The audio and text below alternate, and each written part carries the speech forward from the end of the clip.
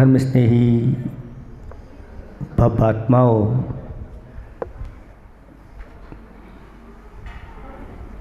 कहते हैं कि जहाँ संत आ जाते हैं वहाँ धर्म का बसंत लहलहाने लगता है। छत्रपति नगर के लोग जब इंदौर में प्रवेश कर रहे थे, रास्ते ही बिहार में निवेदन करने के लिए आए थे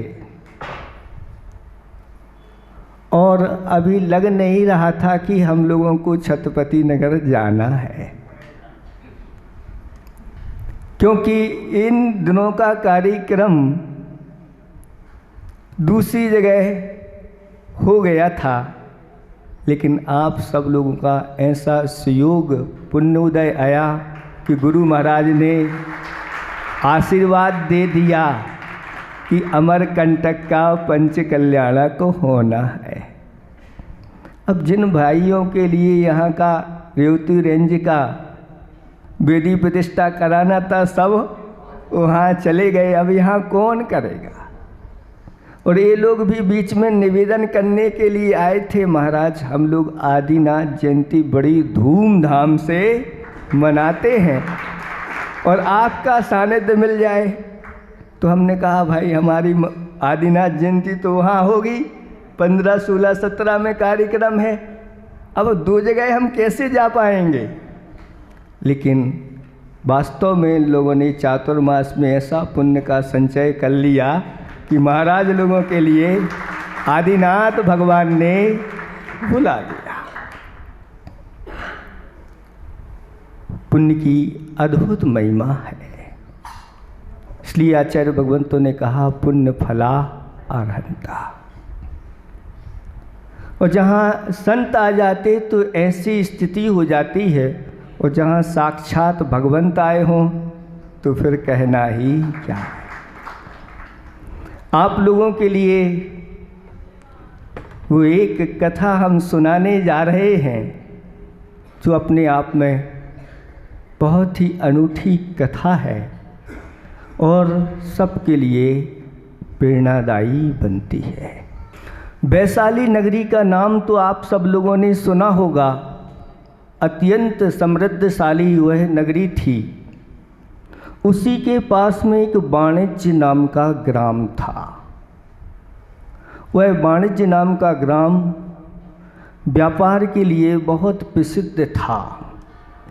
व्यापार का एक बहुत बड़ा प्रतिष्ठान था, जहाँ दूर दूर से लोग आकर के क्रय विक्रय करते थे।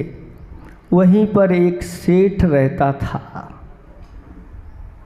उस सेठ के बारे में वर्णन किया गया कि उसके पास 4 करोड़ रुपया उसके कोषागार में हमेशा सुरक्षित रहते थे। आप लोग कह रहे हुए कोई बड़ी बात नहीं है। उस समय 4 करोड़ रुपया कितनी बड़ी बात है। ये आप लोगों के रुपए से नहीं चलता था।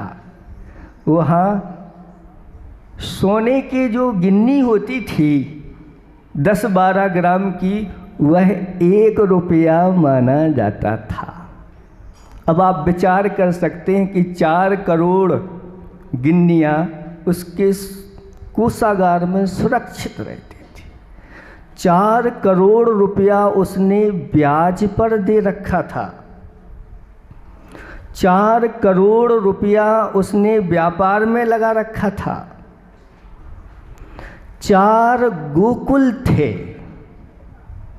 क्या थे? 4 गोकुल। गोकुल जानते हैं आप लोग? गायों का जहाँ समूह रहता है उसको गोकुल बोलते हैं। एक गोकुल में कितनी गायें होती हैं? एक गोकुल में 10,000 गायें होती हैं। ऐसे 40,000 गायों का वह स्वामी था। पहले धन की कीमत इस चेतन धन से हुआ करती थी, और गाय, घोड़े, हाथी आदि आदि ये चेतन धन माने जाते थे। पहले यही पूछा जाता था कि उनके यहाँ कितने हाथी हैं, कितने घोड़े हैं, कितने बैल गायें हैं। और 4 वर्ण में जो वैश्य वर्ण है, जो आज आप वैश्य कहलाते हैं, बड़े की वृत्ति रखने वाले, उनकी वार्ता यानी आजीविका के साधन शास्त्रों में वर्णन है। सोमदेव सूरी महाराज ने नीति वाक्यामृतम करके लिखा है, और उन्होंने सबकी अलग अलग आजीविका बताई। तो आप लोगों के लिए भी, जैनों के लिए भी आजीविका उन्होंने बताई, और उसमें एक ऐसा सूत्र आता है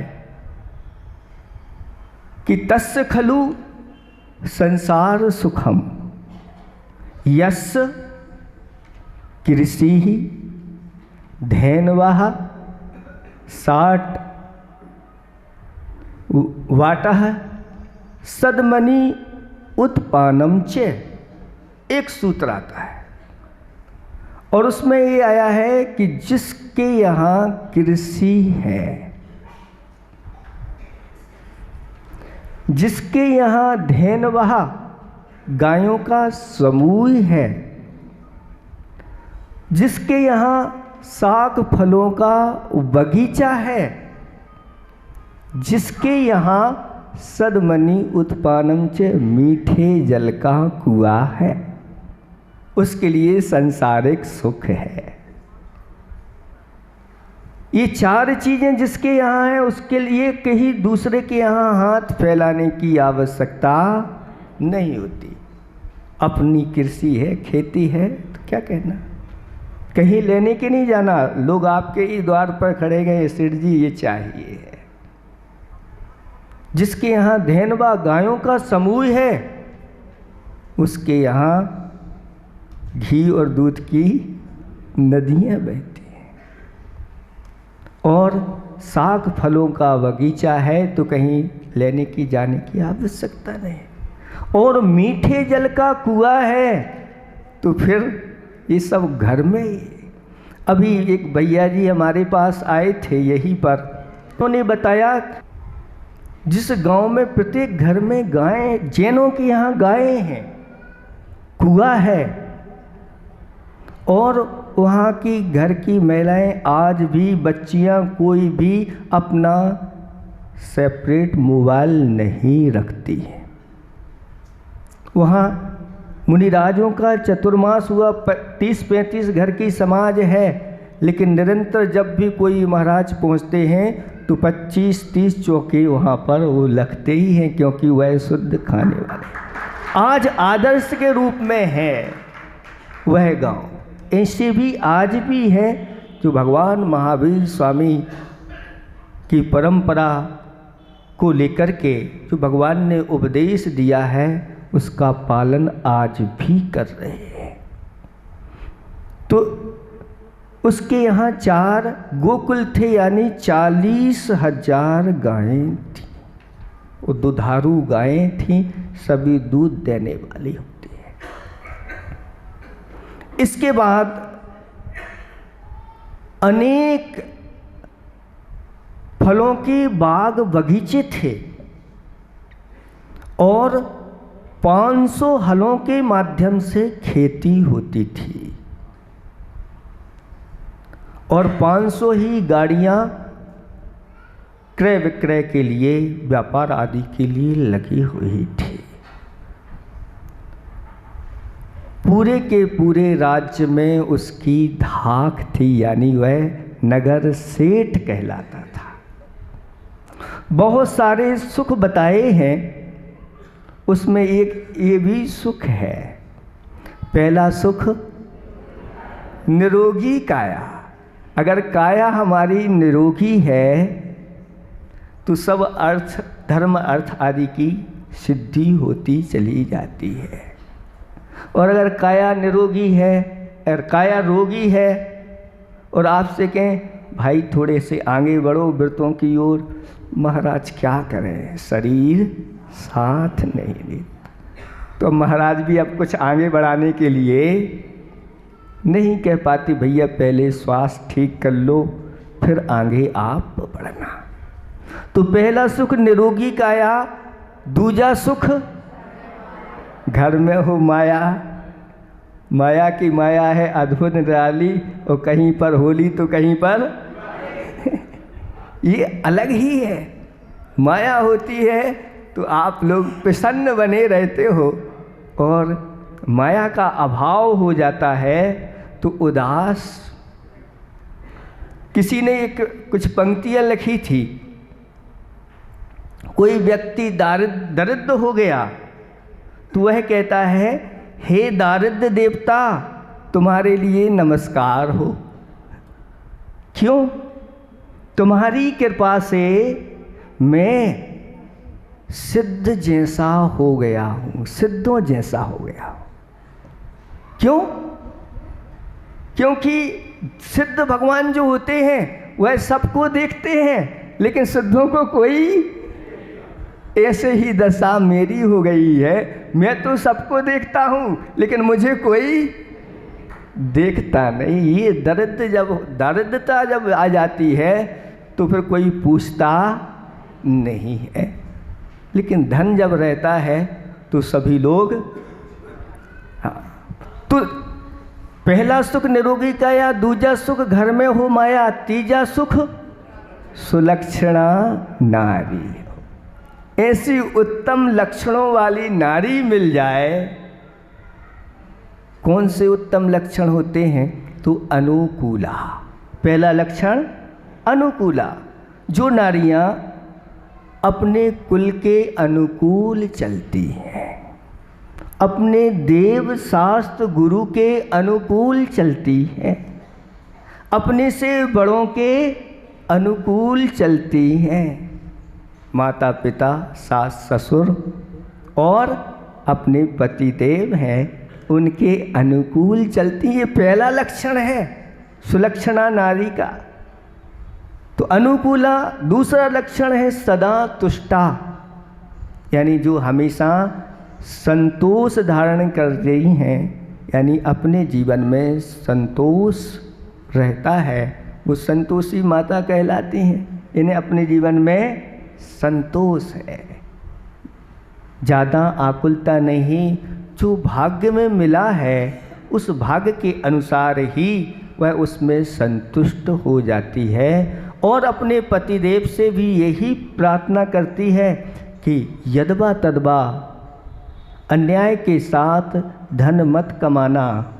मुझे ऐसा धन नहीं चाहिए, न मुझे ऐसी वस्तुएं चाहिए कि ऐसा धन कमा करके मैं आप दुर्गति के पात्र बन जाए। नहीं, आप हमेशा हमेशा सदगति के पात्र बने, ऐसी उसकी भावना रहती है। तो अनुकूला सदा तुष्टा दक्षा। तीसरा लक्षण कौन सा है? दक्षा, जो गृह विज्ञान की कला में कुशल होती हैं। और जिन नारियों के पास गृह चलाने की कला आती है, गृह विज्ञान की कला आती है, किस प्रकार से भोजन आदि बनाना, अपने परिवार को किस प्रकार से सुव्यवस्थित ढंग से रखना, उसका घर नहीं रहता, वह तो स्वर्ग बन जाता है। तो तीसरा लक्षण दक्षा है। तो चौथा लक्षण है साध्वी। जो नारियां साध्वी, यानी घर में रह करके भी साध्वी उनको कहा, यानी शीलवती होती है, ये चौथा लक्षण है।